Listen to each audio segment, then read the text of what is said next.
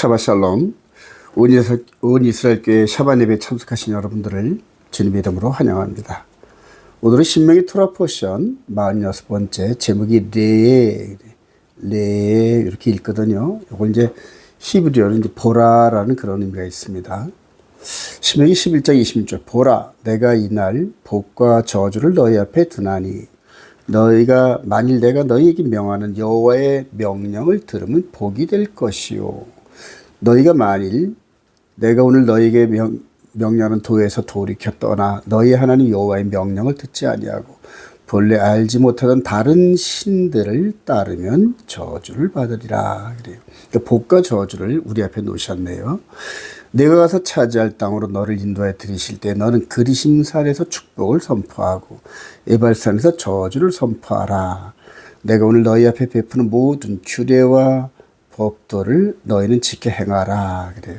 여기서 이제 법도, 토라, 미츠바 이런 여러 히브리어 4개 단어가 있는데 결과적으로는 이게 전부 다 여호와의 도입니다. 여호와의 도.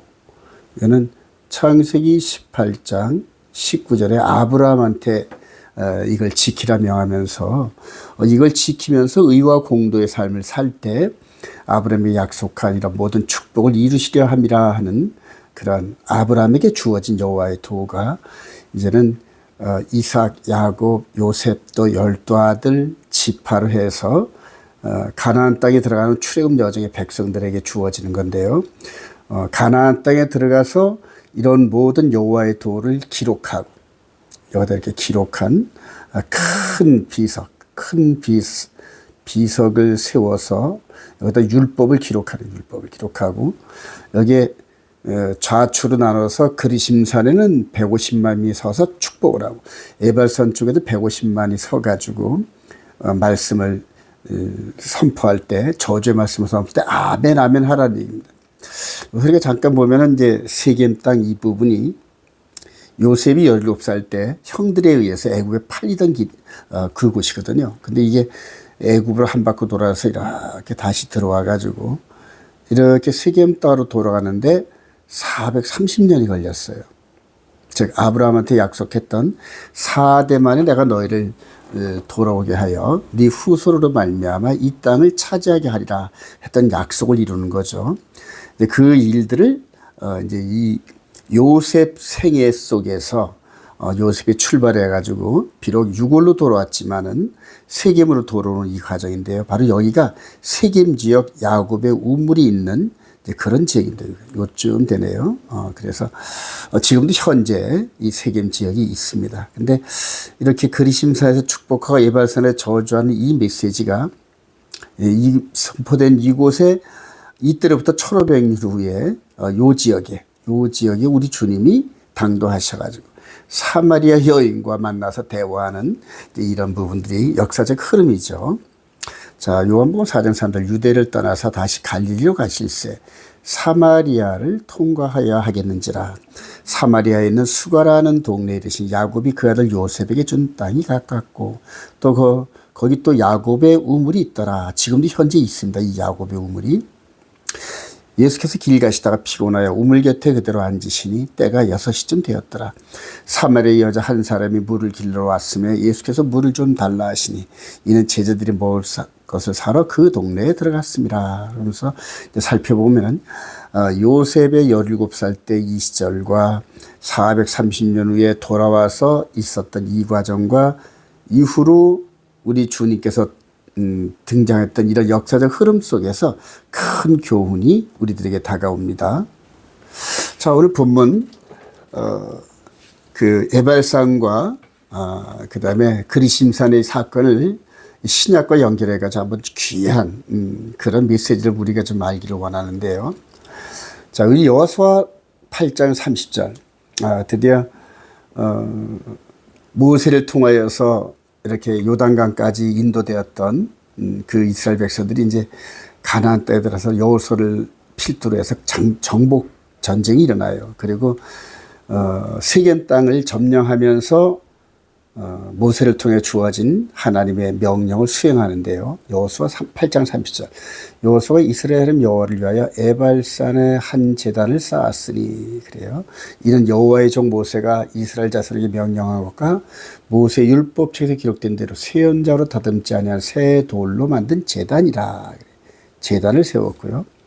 온 이스라엘 그 장로들과 관리들과 재판장들과 본토인뿐만 아니라 이방인까지 그래 물론 할례를 했죠. 그래서 온 이스라엘 백성들이 여호와의 언약궤를 맨 레위 사람 제사장들 앞에서 궤의 좌우에 서되 절반은 그리심산에 절반은 에발산 앞에 섰으니 이는 전에 여호와의 종 모세가 이스라엘 백성에게 축복하라고 명령한 대로 함이라. 그 후에 여호수아가 율법책에 기록된 모든 것 대로 축복과 저주하는 율법의 모든 말씀을 낭독하였으니 모세가 명령한 것은 여호수아가 이스라엘 온 회중과 여자들과 아이와 그들 중에 동행하는 거인들 앞에서 낭독하지 아니한 말이 하나도 없더라 그래요. 자, 이 그림을 좀 더 크게 보면 마치 모세, 여호수아, 그다음에 대제사장들, 언약궤, 레위지파 사람들 있죠. 그다음에 이쪽 에발산에는 축복의 메시지를, 그 다음에 그리심산 이쪽에 있는 산은 저주의 메시지가 선포될 때마다 이 백성들이 아멘 아멘 했다는 거거든요. 자, 한 300만 명 정도가 양쪽으로 나누어서 150만 명씩 이렇게 양쪽에 서 있어서 이 어마어마한 인원이 같이 아멘 아멘 할 때 그 가나안 땅이 이렇게 넓지 않잖아요. 이 메아리가 가나안 땅을 향하여 쫙 퍼져나갑니다. 이 하나님의 율법 말씀과 함께 그걸 순종하는 백성들이 아멘 아멘을. 즉 가나안 땅은 약속의 땅인과 동시에 하나님과 언약한 백성들이 말씀을 순종하며 살아가는, 즉 이 세상 나라와는 구별된 그런 나라라는 뜻입니다, 여러분. 그래서 이 세상 나라와 하나님 나라가 서로 일종의 비교되면서 가장 뛰어난 이 세상 나라가 절대 따라올 수 없는 그런 공의롭고 정말로 은혜스러운 그런 법이죠. 이제 그 메시지가 선포되는 겁니다. 자, 그리고 이제 이 법이 이렇게 깨져가지고 이후로 이스라엘 백성들이 이제 이 약속의 땅에서 쫓겨납니다. 그때 하나님께서 에레미야 선지를 통하여 다음과 같이 메시지를 주십니다. 보라, 날이 이르니 내가 이스라엘 집과 유다 집에, 그래요, 12지파입니다. 이스라엘 새 언약을 맺으라. 여러분, 이 새 언약, 이게 너무너무 중요합니다. 이 언약은 내가 그들의 조상들의 손을 잡고 애굽 땅에서 인도해 내던 날에 맺은 것과 같지 아니할 것은 내가 그들의 남편이 되었어도 그들이 내 언약을 깨뜨렸습니다. 여호와의 말씀이다. 그러나 그날 후에 내가 이스라엘 집과 맺을 언약, 즉 새 언약은 이러하니 곧 내가 나의 법을 그들의 속에 두며 그들의 마음에 기록하여 나는 그들의 하나님이 되고 그들은 내 백성이 될 것이라 여호와의 말씀이라. 그래요. 누구를 통하였다고요? 바로 에레미야 선지를 통하여서 예루살렘 이 성이 불타고 멸망하고 완전히 이스라엘 백성들이 쫓겨나죠.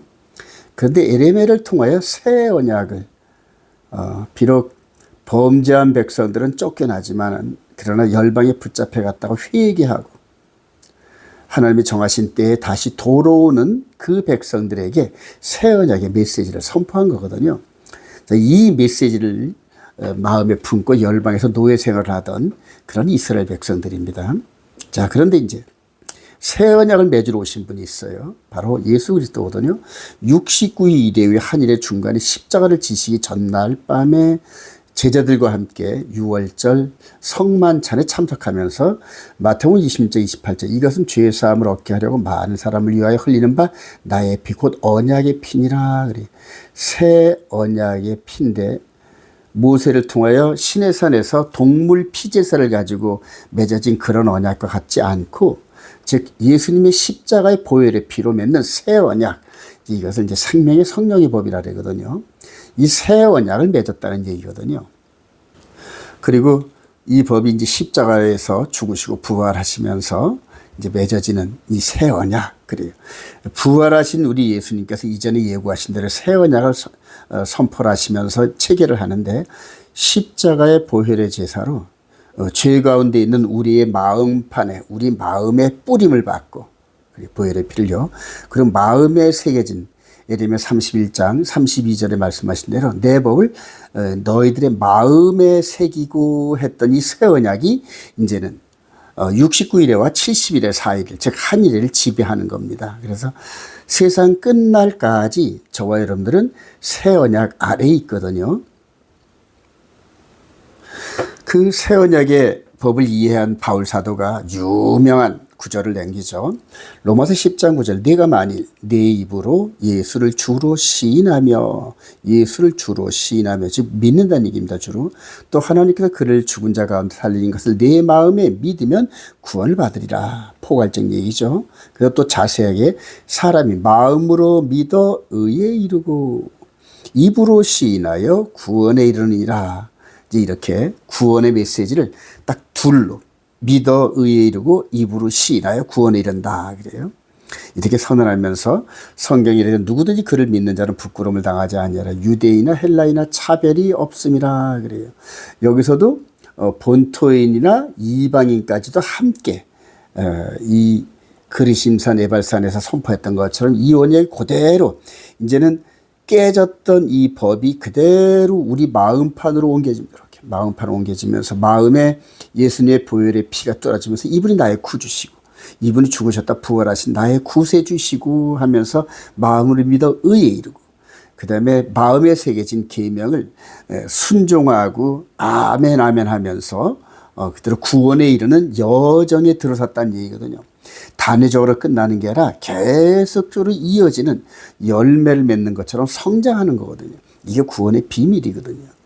그래서 누구든지 주의 이름을 부른 자는 구원을 받으리라. 즉 주님을 알고 주의 이름을 부르면서 그 주님이 우리 마음판에 심어진 십계명을 온몸과 마음과 힘을 다하여 순종하면서 거룩한 여정. 그래서 정말 이 세상에 열방의 그 어떤 법보다도 더욱더 구별된 공의롭고 최고의 법, 이런 법을 순종해 가면서 예수 그리스도의 신부로서 다듬어지는 그게 이제 거룩의 여정이거든요. 성화의 과정. 여러분 이 메시지를 깊이 깨닫고 순종하시기를 소망합니다. 자, 다음에 이제 여호와의 이름을 두신 곳 장소거든요. 예루살렘 성전산 시온산인데 신명기 12장 5절엔 오직 너희 하나님 여호와께서 자기의 이름을 두시려고 너희 모든 지파 중에서 택하신 곳인 그 계실 곳으로 찾아가서 아직 들어가지는 않았지만 장차 그렇게 하나님이 인도하시는 그 이름을 두시는 그곳에 찾아가서 너희는 번제와 너희의 제물과 너희의 11조와 너희 손의 거제와 너희의 서원제와 예물과 너희 소와 양의 처음 난 것들을 너희는 그리로 가져다가 드리려고 거기 즉 장차 있을 그 이름을 두신 그곳 너희의 하나님 여호와 앞에서 먹고 너희의 하나님 여호와께서 너희의 손으로 수고한 일에 복 주심으로 말미암아 너희와 너희의 가족이 즐거워할지니라. 그러면서 그 하나님이 이름을 두시려고 하는 그곳 그래요. 이것을 하나님께서 힌트로 아브라함과 이삭이 번제로 드려질 뻔했던 요 모리아산이거든요. 모리아산을 통하여서 이미 믿음의 조상인 아브라함을 통하여 그 장소를 상징적으로 지정하셨는데 이 출애굽 백성이 들어가서 가나안 땅을 점령하고 이후로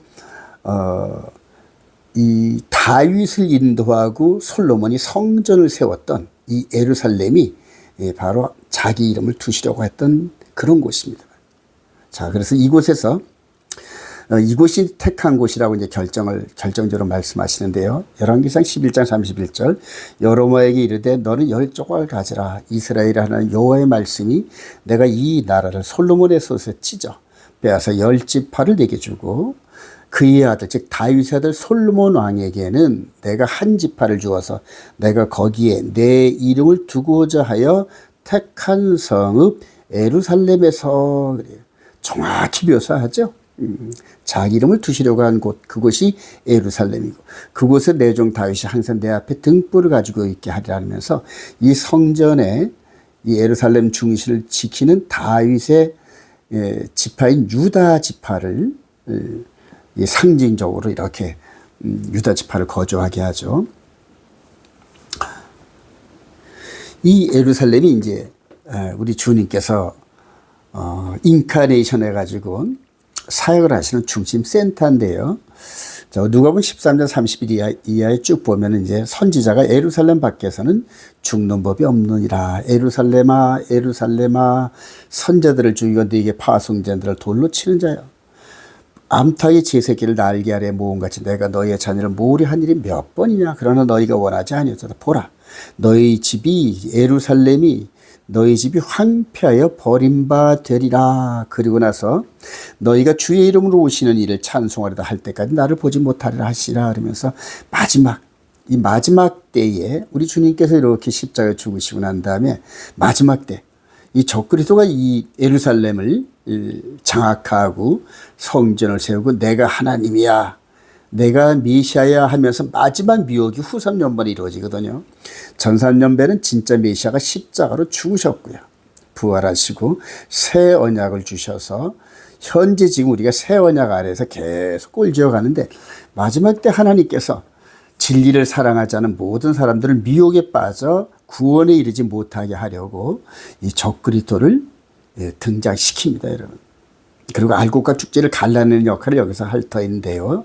바로 여기가 예루살렘입니다, 여러분. 그래서 이 예루살렘에서 마지막 3년 반이 지금 3년 반이 남아있는데 저와 여러분들은 바로 이 3년 반을 눈앞에 두고 있는 그런 현실적인 상황이죠. 그래서 그 어느 때보다도 말씀으로 무장하지 않으면은 이 적그리스도에게 넘어가서 결코 우리 주님을 만날 수 없는 그런 어마어마한 불행에 빠지게 되죠. 자, 그러면 여기서 하나님의 이름의 뜻이 뭔가 우리가 한번 하나님의 이름의 뜻을 한번 개념을 정리해 볼 거예요. 그 이름은 그 이름으로 말미암아 그 이름과 똑같은 어떤 행위를 하는 개념의 의미도 있잖아요. 그래서 우리 출애굽기 13장 13절 모세가 하나님께 아뢰되 내가 이스라엘 자손에게 가서 이르기를 너희의 조상의 하나님이 나를 너희에게 보내셨다 하면 그들이 내게 묻기를 그의 이름이 무엇이냐 하리니. 그래요. 내가 무엇이라고 그들에게 말하리이까. 이르시되 나는 스스로 있는 자 아니라 또 이르시되 너는 이스라엘 자손이 이같이 이르기를 스스로 있는 자가 나를 너희에게 보내셨다 하라. 그래요. 이걸 이제 영어로 굳이 번역을 하면 I am who I am. 나는 나야. 이제 이런 의미가 있는데요. 여기서 히브리어는 바로 야훼, 요헤, 바헤. 스스로 있는 자, 나는 나야. 이렇게 여기서 답을 주셨어요. 자, 그런데 이 야훼란 이름이 어디서 나왔냐면은 창세기 2장에서 나오는데 1장까지는 창조할 때 하나님의 이름은 엘로힘이었습니다. 복수라 그러죠. 얘를 장엄복수라 합니다. 장엄복수 그래요. 하나님은 복수란 얘기입니다. 우리가 가서 우리의 형상대로 이런 식으로 복수 개념으로 이렇게 우리들에게 나타났는데 창세기 2장 이후로 여호와란 이런 이름으로 여호와란 이름으로 등장을 해요. 그럼 이 여호와란 이름이 뭘까요? 이 스스로 있는 자란 이분의 이름이 뭘까요? 그 이름, 즉 여호와란 이름이 너무너무 중요한데요. 자, 그 이름은 요한복음 1장 1절에 태초에 말씀이 계시니라 그래요. 이 말씀이 하나님과 함께 계셔서 이 말씀 곧 하나님이시라. 그가 태초에 하나님과 함께 계셨고 만물이 그로 말미암아 지은 바 되셨으니 지은 것이 하나도 그가 없이는 된 것이 없느니라. 말씀이 육신이 되어 우리 가운데 거하심 우리가 그의 영광을 보니 아버지의 독생자의 영광이 은혜와 진리가 충만하더라. 누구죠? 예수 그리스도거든요. 자, 이 신약에서 이스라엘 백성, 우리 주님은 유대인의 유다 지파로 오셨잖아요. 그리고 유대인이시거든요. 근데 그분의 이름이 예슈아입니다. 예슈아. 여기서 이제 예슈아거든요. 예슈아인데 요게 바로 예슈아라는 히브리어인데 요 요드가 손이라는 의미가 있고 그다음에 이 쉰이 전능자라는 이름이 있고 그다음에 바브가 못 이제 십자가에 손을 못 박은 못 그다음에 요 아인이 보라라는 이런 의미가 있습니다. 그래서 예슈아라는 그 이름이 헬라어로 번역되기 전에 예수 그리스도의 히브리식 이름은 예슈아입니다. 근데 그 이름의 개념을 정리하면은 전능자의 손에 못 박힌 것을 보라, 이런 의미가 있어요. 놀랍지 않습니까? 이게 이제 그대로 본디오 빌라도가 예수님의 십자가 위에 명패에다가 이 예수아라는 이름을 쓰는데, 자, 구약에서 나는 나야 하는 요헤 바헤, 여호와라는 그 이름의 개념도 한번 파싱을 해보면은 요 요두가 손이거든요. 그 다음에 요 해가 보라라는 뜻이 있어요. 바브가 못이 있고 해가 보라. 그래서 손에 못을 보라, 이런 의미가 있어요. 손을 보라, 못을 보라, 이런 개념이 바로 구약의 여호와 하나님의 이름이거든요. 근데 이분이 말씀으로 오신 분이 예수하고 그 예수의 이름을 파싱하고 개념을 정리해 보니까 전능자의 손에 못 박힌 것을 보라. 그래서 두 분의 여호와 예수와의 그 이름이 똑같아요, 여러분. 여러분은 뭐 와닿는 거 없습니까? 놀랍지 않습니까, 여러분? 네. 자, 그래서 요한복음 20장 30절, 예수께서 제자들 앞에서 이 책에 기록되지 아니한 다른 표적도 많이 행하셨으나 오직 이것을 기록하면 너희로 예수님께서 하나님의 아들 그리스도이심을 믿게 하려며 또 너희로 그 이름을 힘입어 생명을 얻게 하려니라. 영생이거든요. 즉 이 이름에 개념된 이분을 믿고, 그래서 어떤 데 보니까 하나님의 교회는 6월절 어린 양이 안산홍이 그리스도랍니다, 여러분. 그리스도요. 말도 안 되는 소리인데요. 그리고도 전 세계 어마어마한 사람들이 따르고 있어요. 그래서 안산홍을 그리스도를 믿으면은 구원에 이르지 못합니다, 여러분. 그래서 예수 그리스도 외에는 우리들이 구원을 얻을 만한 이름을 준 적이 없다 그러잖아요. 자, 바울 사도가 이걸 깨닫고, 그래요. 사도들이 이걸 깨닫고 사도행전 4장 10절에 너희와 모든 이스라엘 백성들은 알라, 너희가 십자가에 못 박고 하나님이 죽은 자 가운데 살리신 나사렛 예수 그리스도의 이름으로, 그래, 요헤 바헤 예수와의 이름으로 이 사람이 건강하되어 너희 앞에 섰느니라. 그래. 40년을 안진뱅이로 있던 환자를 베드로 요한이 이렇게 세웠잖아요. 그리고 깜짝 놀라니까 사람들이 물으니까 이 베드로 사도가 이 사람을 일으킨 분은 바로 여러분들이 십자가에 못 박으소서 했던 그분이다 하면서 막 설교를 하는 거예요. 11절, 이 예수는 너희 건축자들의 버린 돌로서 집 모퉁이의 머릿돌이 되었느니라. 다른 이로서는 구원을 받을 수 없나니 천하 사람 중에 구원을 받을 만한 다른 이름을 우리에게 주신 일이 없습니다. 그래요. 그래서 예수 그리스도, 이제 한국말로 번역하면 예수죠. 근데 히브리어는 예슈와, 그래요. 예슈와.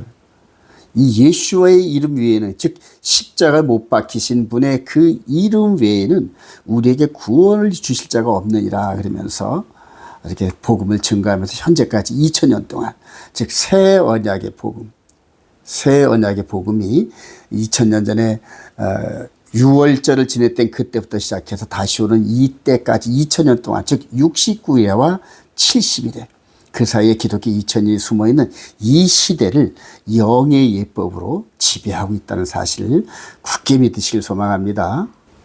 자, 여기서 누구의 이름을 선택할 것인가, 그래요.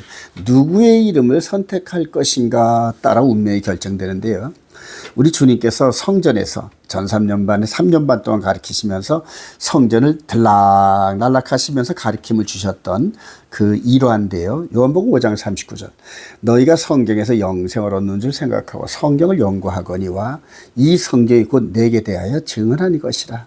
그러나 너희가 영생을 얻기 위하여 내게 오기를 원하지 아니하는도다. 나는 사람에게서 영광을 취하지 아니하노라. 다만 하나님을 사랑한 것이 너희 속에 없음을 알았노라. 나는 내 아버지의 이름으로 왔음에 너희가 영접하지 아니하나 만일 다른 사람이 자기 이름으로 오면 영접하리라. 그래요. 그래서 1차적으로 이 백성들이 이분을 영접하는 것을 거절합니다. 그리고 이제 그 이름이 이방인으로 향하여 흘러가잖아요. 여러분 잘 아시다시피. 근데 여기서 우리 주님이 다른 이름으로, 다른 사람이 자기 이름으로 오면 영접한대요. 이게 얼마나 무서운 일인지 볼까요? 자, 이렇게 기독교 2000년의 세월이 흘러서 지금 미리 등장하는 이 인물을 미리 봅니다. 다른 이름이잖아요. 666의 이름을 갖고 있는. 근데 그 종교 지도자들이 이 이름을 가지고 우리의 메시아야 이런다는 얘기입니다, 여러분. 똑같이 지금 2000년 전에 바리새인과 서기관들이 성전에서 있으면서 거절했잖아요. 근데 지금 제3성전이 다시 건립되고요, 앞으로. 그리고 현재 있는 이 이스라엘의 종교 지도자들, 예수를 안 믿는 유대인들의 랍비들, 이 사람들이 예수 아닌 다른 이 메시아를 지금 고대하고 있거든요. 그런데 그들의 입맛에 딱 맞는 666의 이름을 가진 적그리스도예요. 적그리스도가 등장을 하는데 우리 예수님의 경고대로 이 이스라엘과 종교적인 지도자들이 이 다른 사람, 다른 이름의 메시아를 영접한다는 얘기입니다, 여러분. 아, 너무 무섭지 않으세요? 자, 우리 마가복음 14장 62절을 보면 예수께서 이르시되 내가 그니라 인자가 권능자의 우편에 앉은 것과 하늘 구름을 타고 오는 것을 너희가 보리라 하시니. 그래요. 자, 우리 계시록 13장 우리 이 적그리스도가 등장하는 모습을 한번 볼까요? 내가 보니 바다에서 한 짐승이 나오는데 뿔이 열이요 머리가 7이라 그 뿔에는 11관이 있고 그 머리들에는 신성모독하는 이름들이 있더라. 다른 이름들이에요. 그런데 그 다른 이름들을 수없이 많은 사람들이 따라가고 예수를 구주로 영접한 그 사람들도 바로 이 적그리스도가 재림 예수인 줄 착각하고 그대로 넘어갈 겁니다, 여러분. 아, 너무 무서운 일이에요. 2절 내가 본 짐승은 표범과 그 다음에 곰과 사자와 같은데 용이 즉 네 짐승, 다니엘서 7장에 나왔던 네 짐승의 이야기죠. 자, 11절 내가 보면 또 다른 짐승이 땅에서 올라오니 어린 양같이 두 뿔이 있고 용처럼 말을 하더라. 그럴 때 여기서 적그리스도를 짐승으로 비유하면서 종교 지도자들도 똑같이 짐승으로 간단하게 분류하면서 두 세력이 메시아를 추대하고 온 열방을 속일 거다라는 그런 개념인데 여기서도 우리 예수님과 이 대적자 바리새인들을 두 파트로, 두 권력으로 이렇게 나타나는 겁니다. 자, 16절 그가 모든 자 곧 작은 자나 큰 자나 부자나 가난한 자나 자유인이나 종들에게 이 오른손이나 이마의 표를 받게 하고 이 짐승의 표를 말하죠. 누구든지 이 표를 가진 자 외에는 매매를 못하게 하니 이 표는 곧 짐승의 이름이라 그 이름의 수라 그래요. 그 이름 가짜 이름인데 지혜가 여기 있으니 총명한 자는 그 짐승의 수를 세어보라. 그것은 사람의 수니 그의 수는 666이니라 그래요. 자, 너무너무 무섭죠. 다시 한번 볼까요? 전 3년반에 진짜 메시아, 다음에 후 3년반에 가짜 메시아가 실제적으로 등장하는 이 사이에 하나님이 허락하신 이방인의 충만 그래요. 현재 저와 여러분들은 바로 이 끝자락쯤 와 있어요. 여기가 이제 현재 2024년도인데요. 바로 제3성전이 세워지면은 마지막 다른 이름으로 온 세상을 미혹할 적그리스도가 이 땅에 등장하는데 그때가 되면 이제 더 이상 준비할 수가 없어요. 그 이전에 저와 여러분들이 이 말씀의 순종을 이를 통해서 거룩의 기름과 등을 준비해야 할 때입니다, 여러분. 신명기 13장 1절 이하에 거짓 선자의 미혹을 분별하라. 그리고 그렇게 경고를 했는데요. 너희 중에 선지자나 꿈꾸는 자가 일어나서 이적과 기사를 내게 보이고 그 이적과 기사가 이루어지고 너희가 알지 못하던 다른 신들을 우리가 따라 섬기자고 말할지라도 너는 그 선지자나 꿈꾸는 자의 말을 청종하지 말라. 여호와께서 너희가 마음을 다하여 뜻을 다하여 너희 하나님 여호와를 사랑하는 여부를 알려서 너희를 시험하심이라. 너는 용서 없이 그를 죽이되 죽일 때 네가 먼저 그에게 손을 대고 후에 뭇백성이 손을 대라. 그는 애굽 땅 종되었던 집에서 너를 인도해 내신 네 하나님 여호와에게서 너를 꿰어 떠나게 하려 한 자이니 너는 돌로 쳐 죽여라. 그래요. 그리고 모세 이후로 우리 주님 오실 때까지 1500년 동안 이렇게 가짜 선지자, 거짓 선자들을 규명이 되면 사내들인에서 재판을 열고 결정을 해가지고 돌로 쳐 죽이는 이런 율법이 시행됐죠. 근데 여기에 아시다시피 이제 스데반 집사도 여기에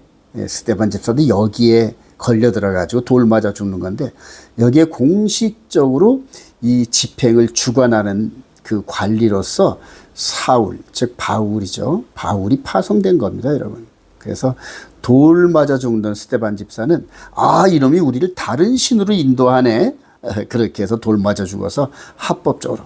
그리고 사울 시절에 바리새인이었던 그 사울은 마땅히 스데반이 죽어야 될 놈이야 이렇게 생각을 했다는 얘기죠. 근데 나중에 깨닫고 보니까 그가 진짜거든요. 자, 사도행전 7장 58절 이하에 59절 그들이 돌로 스데반을 치니 스데반에 부르짖어 이르되 주 예수여 내 영혼을 받으시옵소서 하고 무릎을 꿇고 크게 불러 이 죄를 그들에게 돌리지 마옵소서 이 말을 하고 자니라. 사울은 그가 죽임을 당함을 마땅히 여기더라. 이 장면이죠. 근데 여러분 전 3년 만에 일어났던 이 가짜 선지자를 죽이는 이 돌로 죽이는 이 부분이 이제 후 3년 반에도 동일하게 일어난다. 성경은 그러거든요. 그건 누구냐면 이 두 증인입니다, 여러분. 두 증인이 3년 반 동안, 즉 1260일 동안 활동을 하다가 마지막에 무적행에서 올라오는 그런 짐승에게 죽임을 당한다 그러는데 상징적으로 스데반 집사가 돌 맞아 죽었던 그 장소가 분명합니다. 그래서 초림 때와 재림 때 이 사건이 재현이 될 텐데요.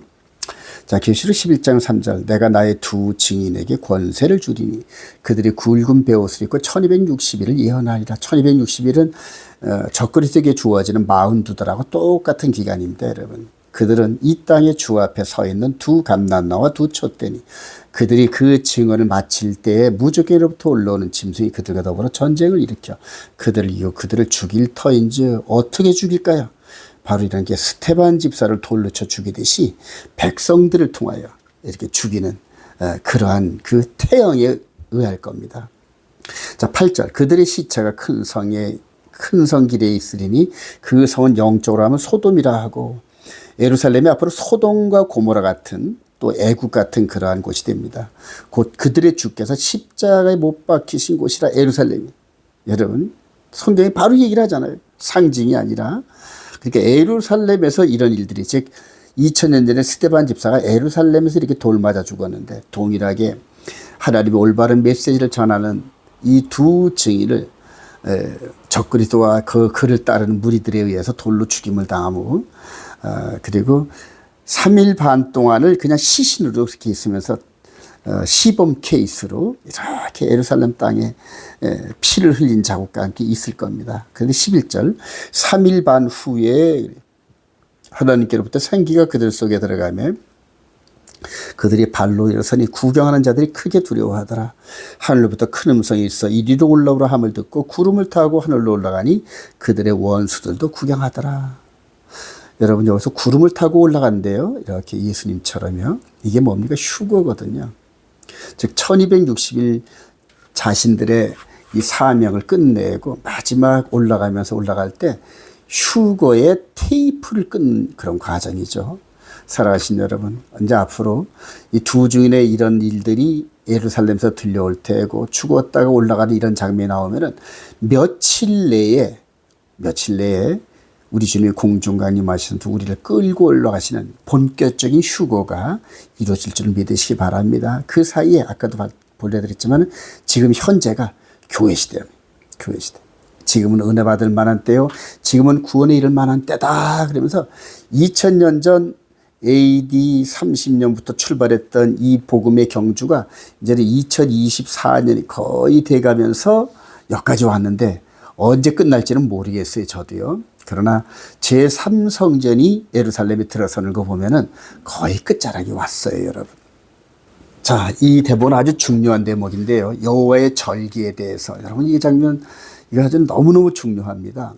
신명기 16장 15절. 네 하나님 여호와께서 택하신 곳에서 너는 이래 동안 내 하나님 여호와 앞에서 절기를 지키고 그래요. 절기를 지키고 내 하나님 여호와께서 내 모든 소출과 내 손으로 행한 모든 일에 복 주실 것이니 너는 온전히 즐거워할지니 너희 가운데 모든 남자는 1년에 3번 곧 무교절과 칠철 오순절이죠. 초막절 가을절기 무교절은 6월절이 포함된 봄절기 여름절기 가을절기 3번씩 꼭 와야 된다. 그래요.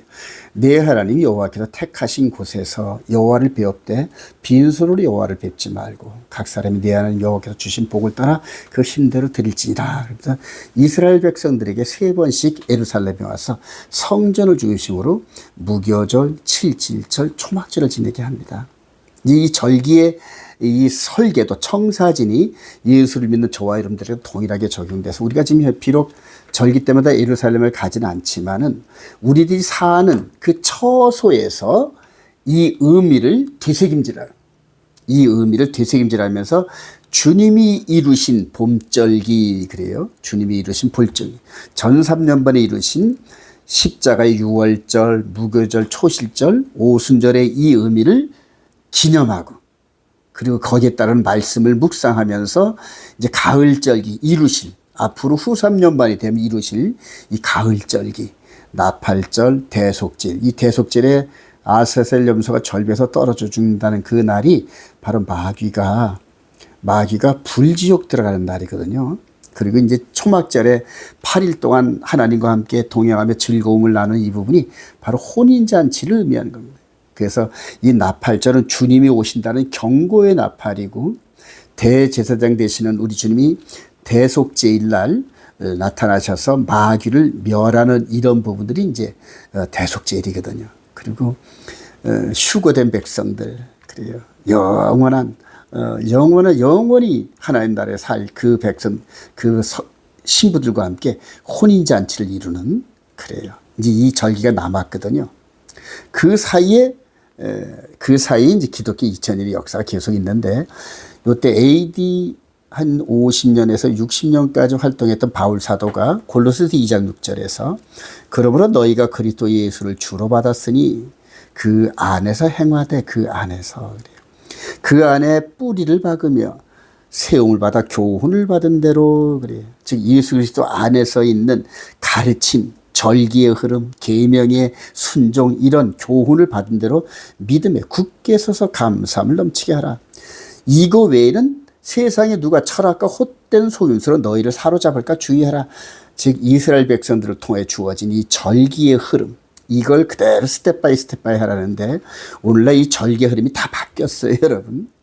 그대로 우리 주님께서 우려한 대로 안식일 7째 날이 첫째 날로 바뀌었고, 그 다음에 이렇게 절기의 날짜들이 전부 일요일 중심으로 해서 전부 바뀌고, 또 유월절도 이 부활절은 여러분 초실절이거든요.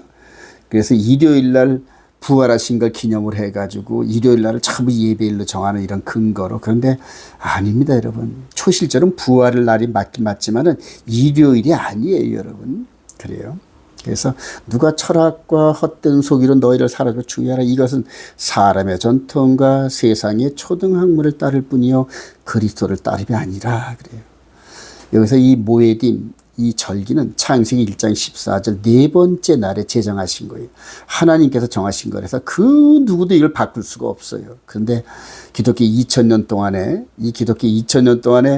이 2000년의 흐름 속에서, 교회사 속에서, 교회의 역사 속에서 이 절기와 안식일과 여러 가지 하나님을 섬기는 하나님 말씀들이 막 바뀌었어요, 여러분. 그래서 바뀐 그 말씀을 따라가니까 저와 여러분들이 온전한 열매를 이루지 못하고, 오늘날 이렇게 교회가 세상의 손가락질을 받으면서 오히려 조롱거리가 되는 그런 아픔, 하나님을 망령되게 하는 이런 일들이 가득 차요, 여러분. 자, 결론입니다. 예수님께서 분부하신 말씀, 교훈, 전통을 따라 지키면서 거룩함에 이르는 성도들이 됩시다. 그래요. 마태복음 28장 18절 예수께서 나와 말씀해 이르시되 하늘과 땅의 모든 권세를 내게 주셨으니, 여기서부터 메시아 왕국이 시작됐습니다, 여러분.